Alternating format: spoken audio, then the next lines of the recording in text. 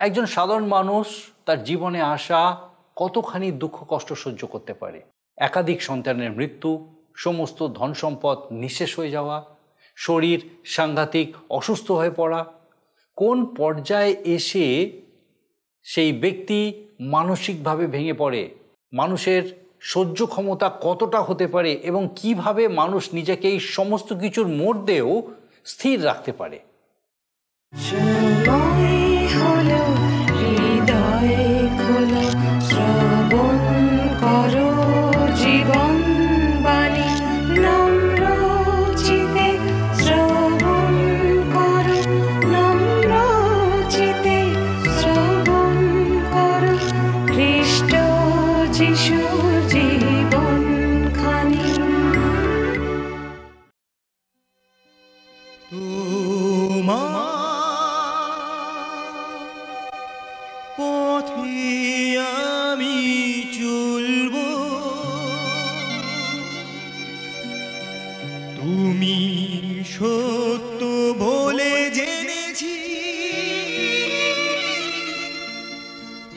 তোমার বাক্য আমি বলবো, তাই তো আমি এসেছি।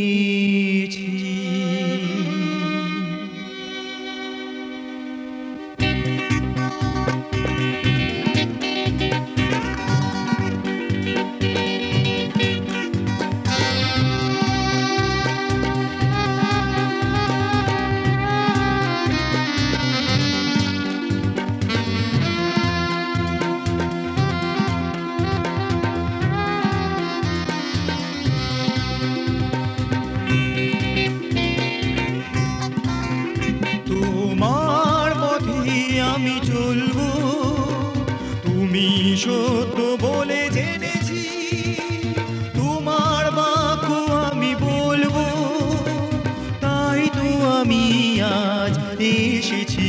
তোমার পথে আমি চলবো।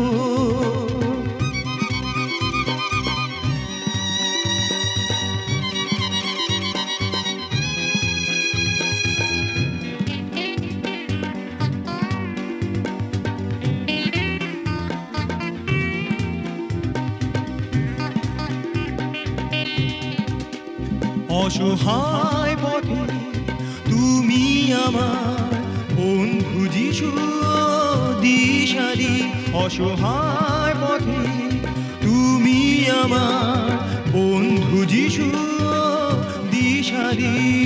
তুমি তো পথ সত্য জীবন, তুমি তো পথ সত্য জীবন, মুক্তির পথ মোরা পেয়েছি, তোমার পথে আমি চলবো।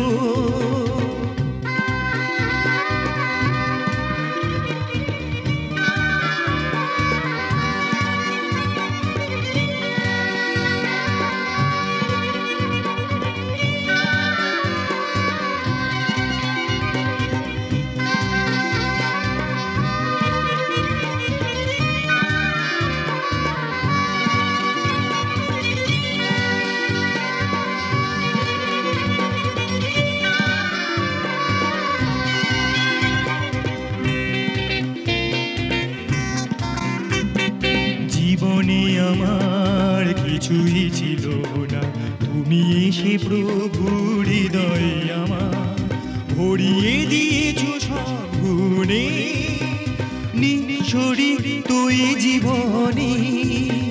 জীবনে আমার কিছুই ছিল না, তুমি এসে প্রভু হৃদয় আমার ভরিয়ে দিয়েছো সব গুণে, নিঃশরিত এই জীবনে। জীবনে এখন তুমি আছো, হার মেনেছি তাই অন্ধকার, তোমার আলো জ্বলেছে তাই, তোমার আলো জ্বলেছে তাই, দলে দলে আজ মোরা এসেছি, তোমার পথে আমি চলবো, তুমি সত্য বলে জেনেছি, তোমার বাক্য আমি বলবো।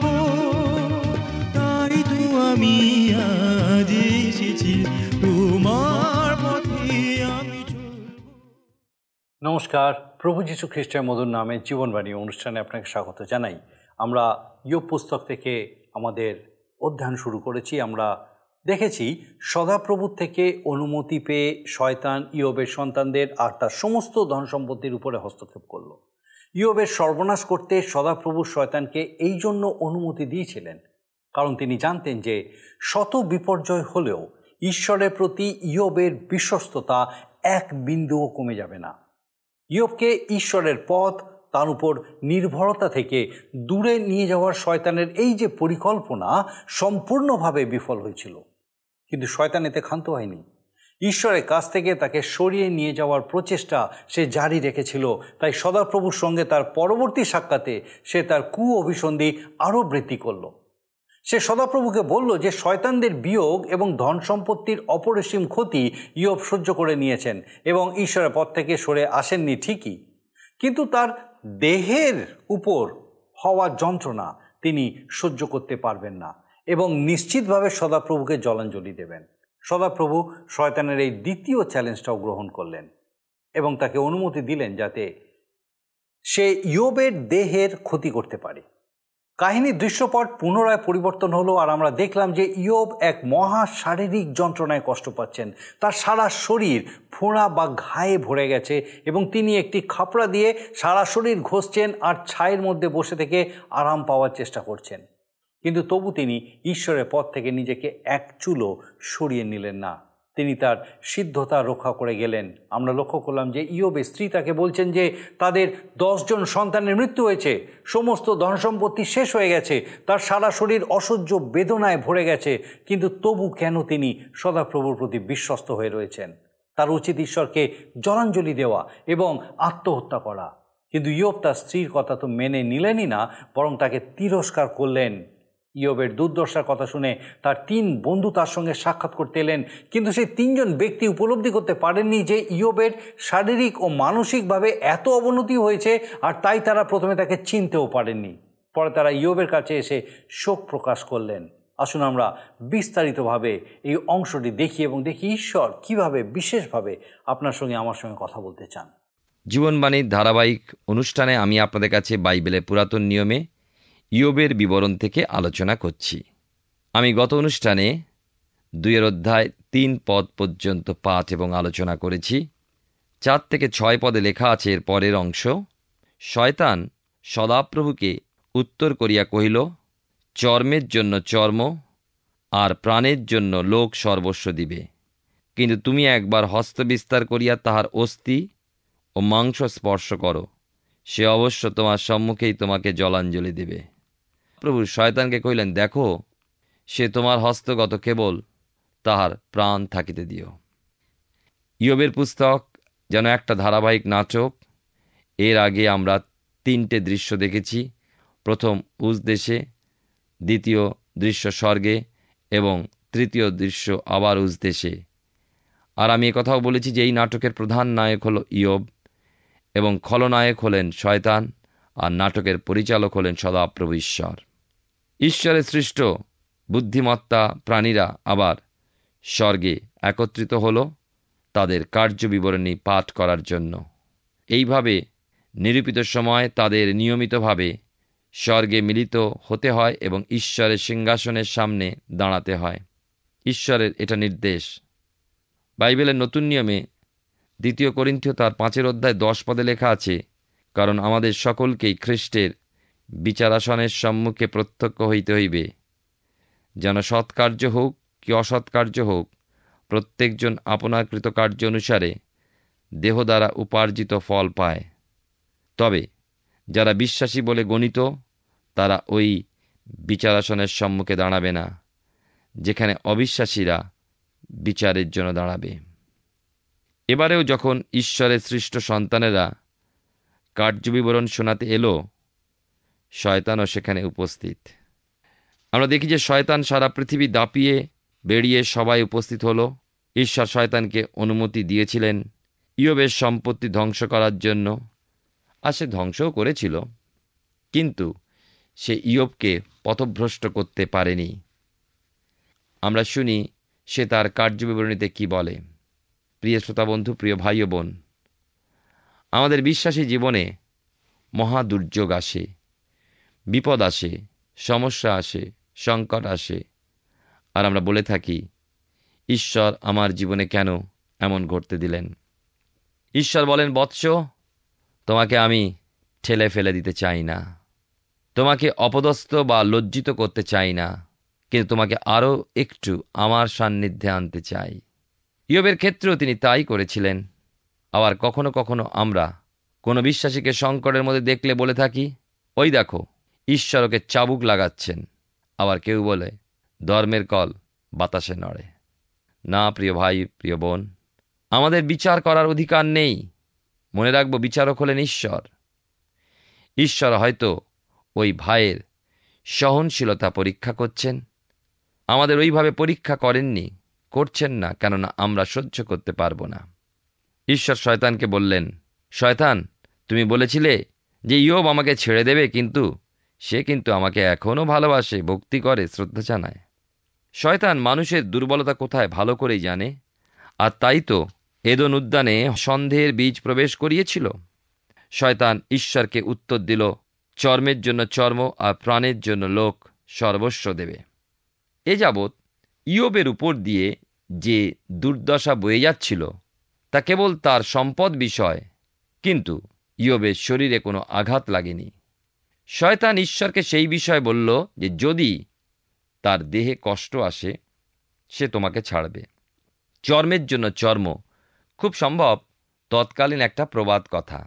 এছাড়া তখনকার কালে ব্যবসা ক্ষেত্রে চামড়ার প্রচলন তো খুবই ছিল। চামড়ার উপর লেখা হতো, চামড়ার জামা কাপড় হতো, চামড়া বিছাবার জন্য ব্যবহৃত হতো। এছাড়া তো জুতো তো হতোই। বিশেষ তেল বা দ্রাক্ষারস বা সুরা রাখার জন্য চামড়ার পাত্র ব্যবহার করা হতো। সুতরাং ব্যবসার জন্য যে চামড়ার প্রয়োজন ছিল তা পশুপাল থেকেই সংগ্রহ করা হতো। এছাড়া রোদ, তাপ, বৃষ্টি বা ঠান্ডা দাসেদের দেহের উপর দিয়েই যেত, ইয়োবের দেহ স্পর্শ করত না। নিশ্চিন্তে নিরাপদে নিজ বাসভবনে তিনি থাকতেন। শয়তান সেই সুযোগের ব্যবহার করতে চাইল। শয়তান বলল, তার দেহে আঘাত করো দেখি, সে কেমন তোমায় ছাড়ে না। ঈশ্বর শয়তানকে বললেন, শয়তান, তুমি আমার দাস ইয়োবকে স্পর্শ করো, কিন্তু তার প্রাণের ক্ষতি করো না।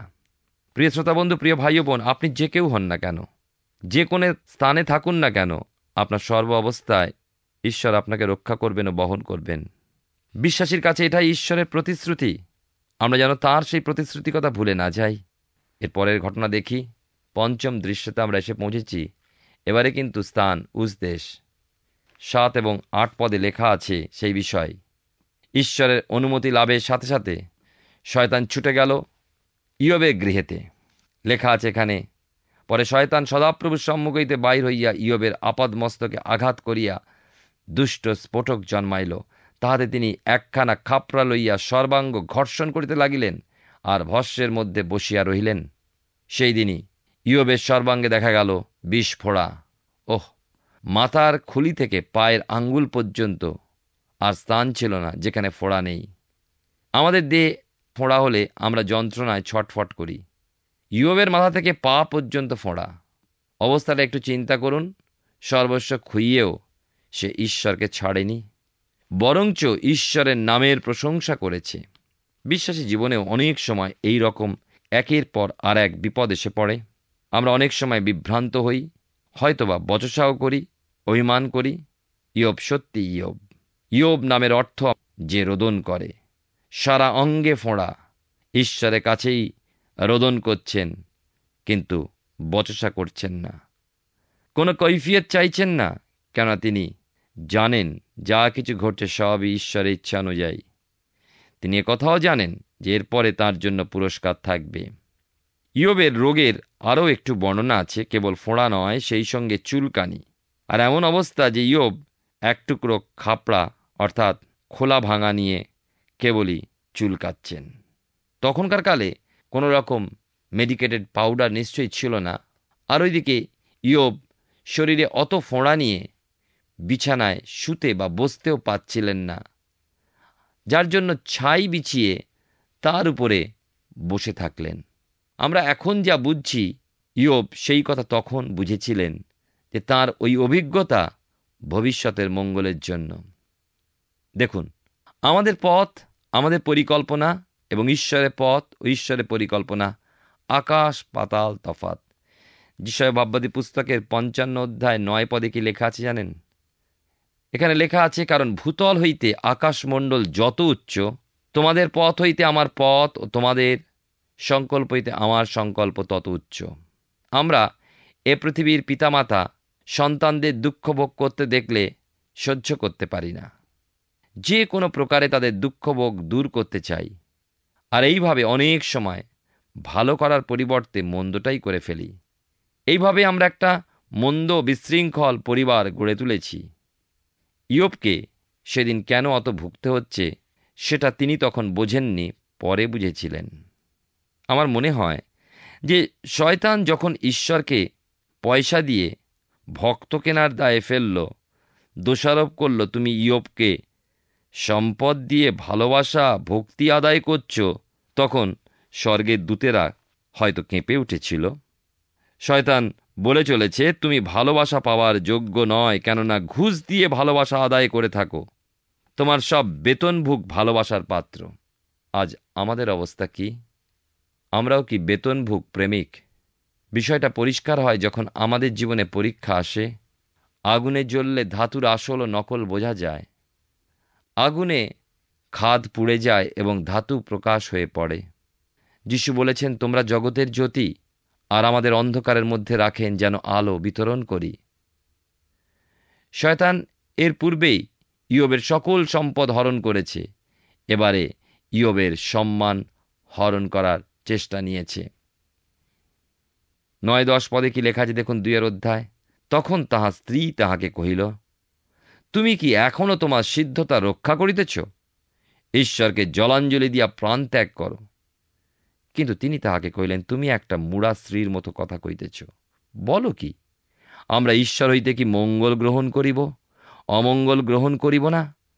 এই সকলেতে ইয়োব আপন ওষ্ঠা ধরে পাপ করিলেন না। শয়তান ইয়োবকে এমনভাবে আক্রমণ করেছিল যে মনুষ্য সমাজে তাকে মাথা তুলে দাঁড়াতে দেবে না। বিছানা ছাড়িয়েছে, ছাইয়ে বসিয়েছে, ফোড়ায় ফোড়ায় তার চেহারা বিকৃত করেছে, হয়তো দুর্গন্ধ ছিল। শরীরের কষ্টে দিন রাত সে গোঙাচ্ছে, আরও কত কি হবে কে জানে। এমন অবস্থা যে ইয়োব যেন আর নিজেকে মানুষ বলে পরিচয় দিতেও দ্বিধাবোধ করছেন।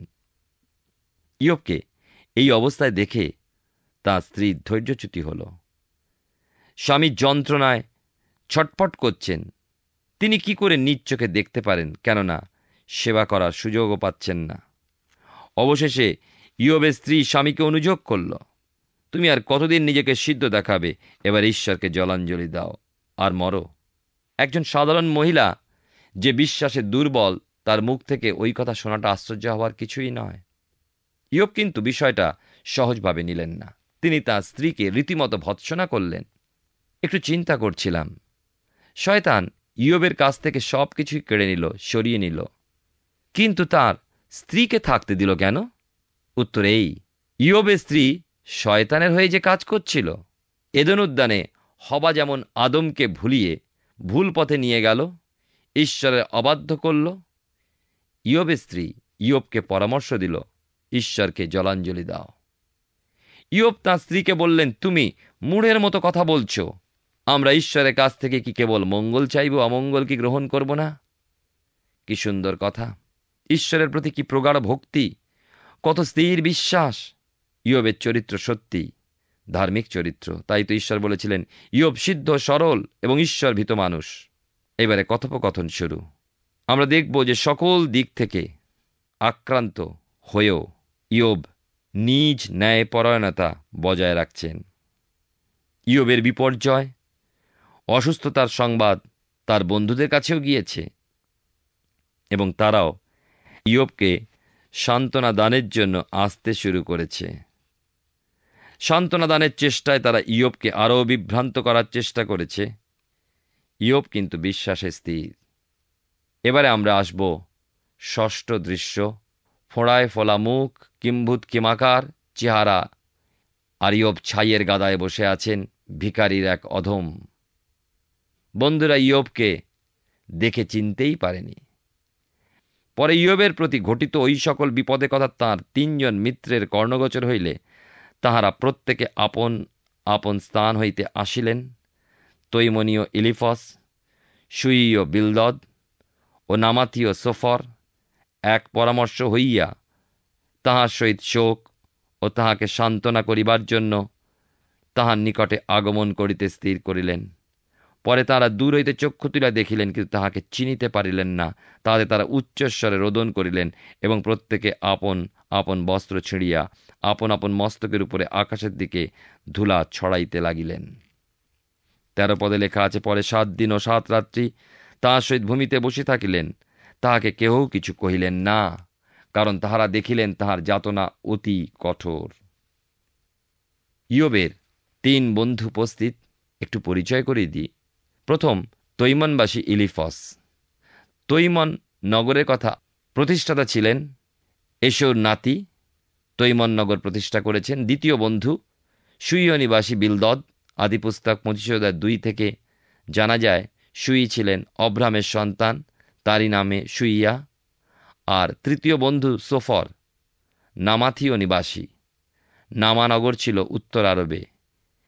এই নামগুলো থেকে অনুমান করা যায় ইয়োব কোন অঞ্চলে বাস করতেন।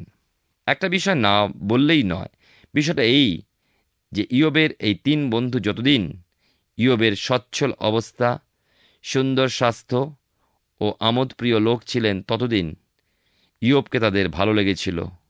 কিন্তু ওই রকম অবস্থা দেখে সরে যেতে চাইল। এর কারণ ওই সব বন্ধুরা ঈশ্বরকে জানত না। আর কেন যে ঈশ্বর ইয়োবের উপরে ওই দুঃখ কষ্ট নিয়ে এলেন তাও তারা বোঝবার চেষ্টা করেনি। দূর থেকে ইয়োবকে দেখে বন্ধুরা নিজ নিজ বস্ত্র চিরেছিল, নিজ নিজ মাথায় ধুলো ছড়িয়েছিল এবং 7 দিন 7 রাত কোনো কথা না বলে মৌনভাবে ইয়োবের পাশে বসে থাকল। ইয়োবের ওই কঠিন ও নিদারুণ ব্যথার সময় কথা বলে বিরক্ত করতে চাইল না। ইয়োব 2 অধ্যায় আমরা দেখলাম যে 3 বন্ধু ইলিফস, বিলদদ ও সোফর ইয়োবকে দেখতে এলেন। আর আমরা দেখলাম যে তারা ঈশ্বরকে জানত না। ইয়োব কেন ঈশ্বরকে ভয় করে, ভক্তি করে তা বুঝত না। আর নিজেরা যে কোন পথে চলেছে নিজেরাই জানত না।